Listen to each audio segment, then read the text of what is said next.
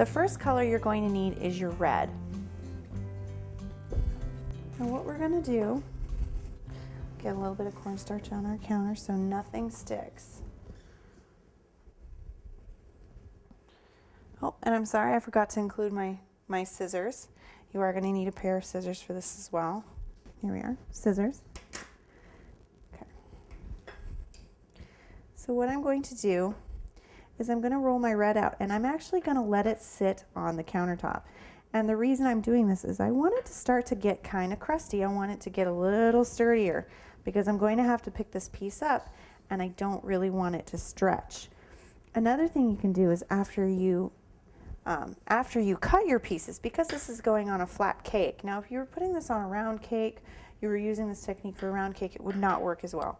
But because this is going on a flat cake, you can actually go ahead and leave your pieces, if you like, overnight for a couple of hours.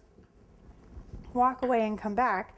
They'll be absolutely fine, and when you come back, they'll be a lot stiffer and they won't stretch when you pick them up. Now, if you don't have time, which we don't have a whole lot of time today, you can do what I'm going to show you now, which is use your pattern piece as a means to move your fondant section.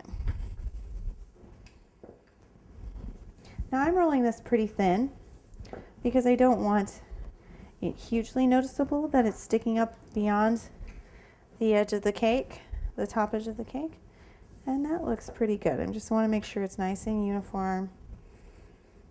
There we go. I want to make sure nothing's sticking to that countertop. Excellent. All right. So here are the pieces I need for my red, and you can see them because they're marked. And all I'm going to do is I'm going to go and I'm just going to cut them out.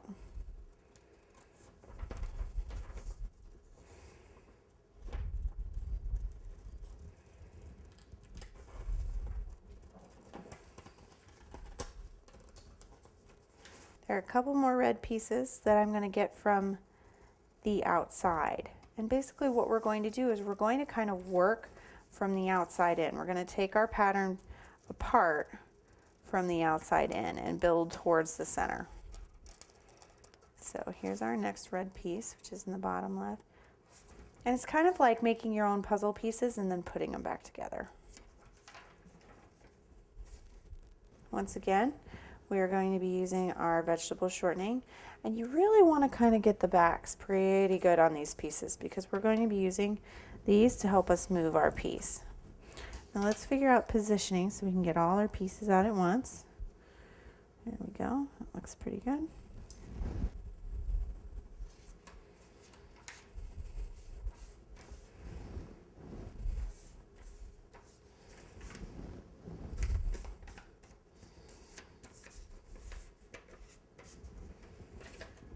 There we are.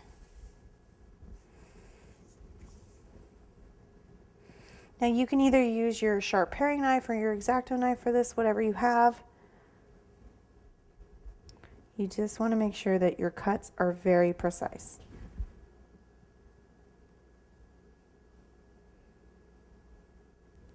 And you'll notice, despite the fact that there is that vegetable shortening there kind of holding things into place, I'm still using my hand to hold the pattern piece because I just don't want to risk it moving.